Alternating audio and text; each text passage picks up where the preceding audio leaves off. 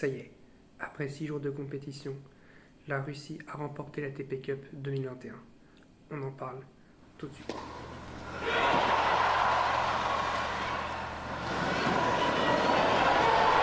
Salut à tous, j'espère que vous allez bien. Moi en tout cas, je vais très bien. On va débriefer la finale de cette ATP Cup 2021 entre l'Italie de Berrettini et de Fabio Fognini face à la Russie emmenée par Daniil Medvedev et Andrei Rublev. C'est parti. Tout d'abord, on va débriefer le match entre les deux numéros 2, Andrei Rublev, 8e mondial, Fabio Fognini, 16e mondial. Ça a été une boucherie.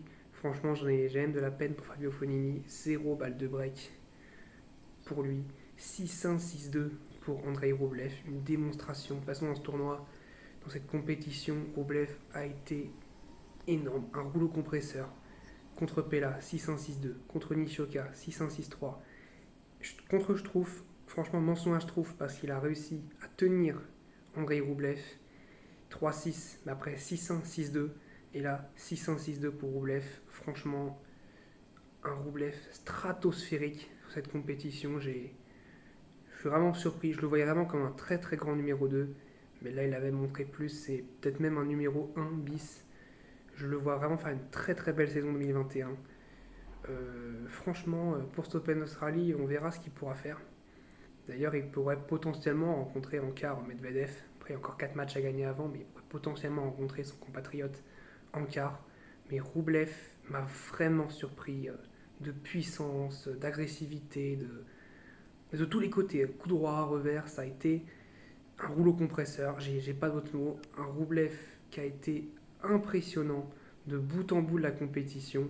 Et si la Russie gagne, forcément, c'est en partie grâce à lui, mais aussi, on va le voir, aussi grâce à Daniil Medvedev.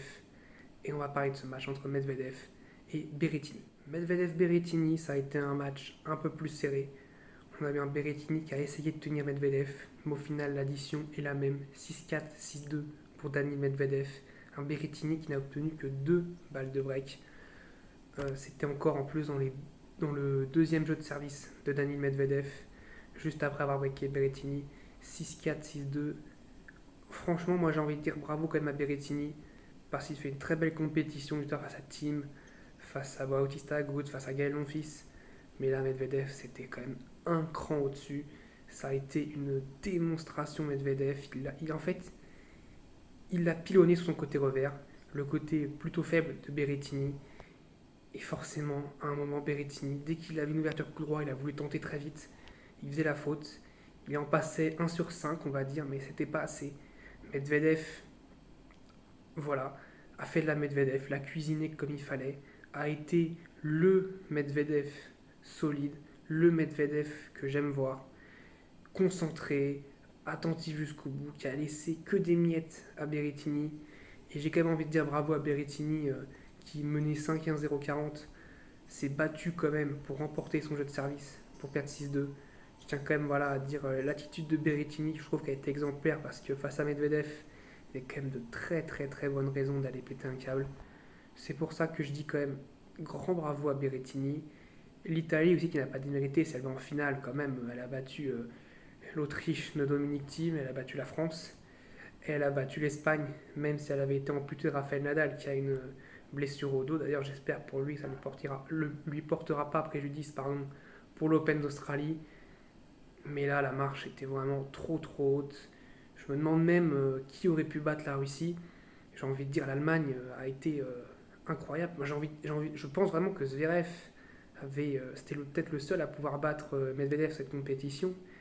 Mais comme face à Djokovic, Zverev qui a craqué dans les moments importants, qui fait une vilaine double à 5-5 balle de break Medvedev, il fait une vilaine double dans un moment interdit. C'est vraiment le défaut de Zverev, je continue à le dire. Et si je suis exigeant avec Zverev, c'est parce qu'il y a des raisons de l'être, parce qu'il est très très bon. Je dirais pas ça, c'était un joueur pas solide. Je trouve que Zverev a le potentiel pour devenir une légende du tennis, vraiment. Et c'est pour ça que je vais être exigeant avec lui, et je trouve que voilà, face à Medvedev, il a gâché une occasion. Il mène 1-7 1 break, un peu comme à Bercy, et derrière Medvedev qui arrive à renverser la vapeur et à battre Zverev. Donc voilà, j'avais des doutes sur la paire de doubles russes, et ben, je n'ai même pas eu besoin d'en avoir, puisque les deux Russes ont remporté tous leurs simples.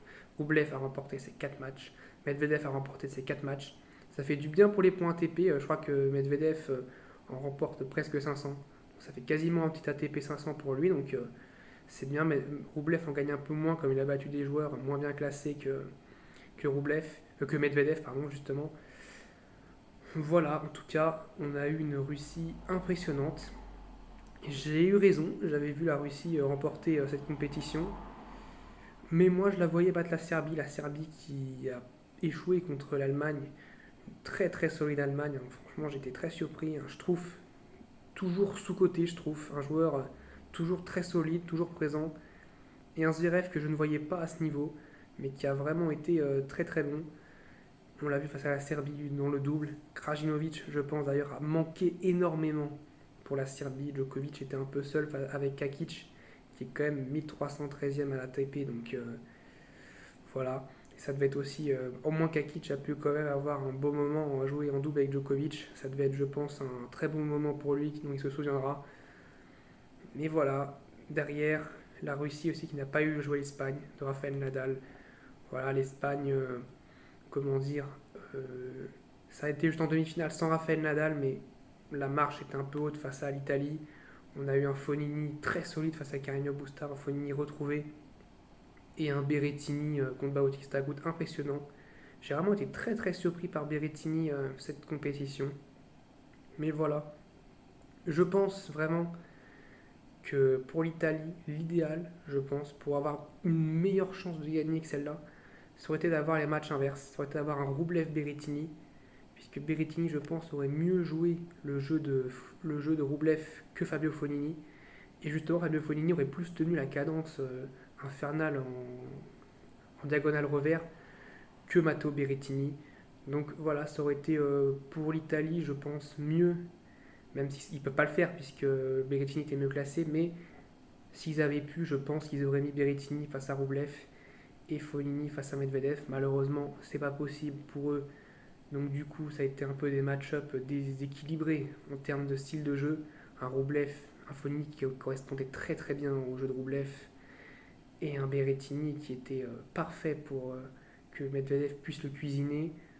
Donc voilà, j'ai envie de dire bravo à la Russie. Voilà, c'est mon dernier mot. Bravo à eux. Sinon, avant de passer à la fin de la vidéo, je rappelle qu'il y avait 3 tournois WTA et 2 tournois ATP qui se déroulaient en même temps à Melbourne. Ashleigh Barty, la numéro 1 mondiale, devant son public, qui a battu Garbiñe Muguruza dans le premier tournoi WTA. Elise Mertens, la Belge, qui a battu Kanepi, l'Estonienne, 6-4, 6-1 dans le deuxième tournoi WTA. Le troisième tournoi WTA ne s'est pas terminé. Il n'y aura pas de finale en jeu.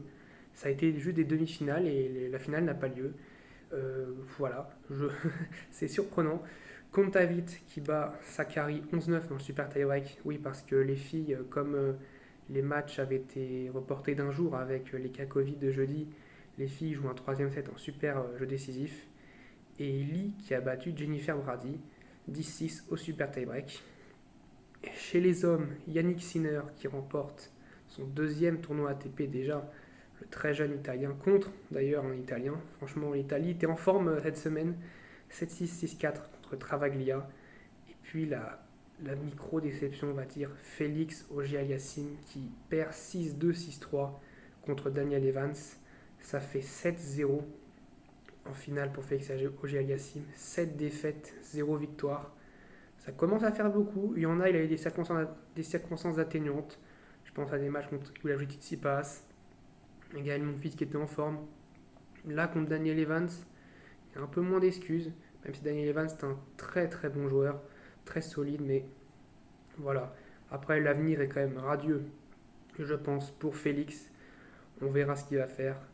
Déjà, Aloha, on va voir ce qu'il va faire. Sans plus attendre, on va se retrouver très très vite pour l'Open Australie. Je vous dis salut.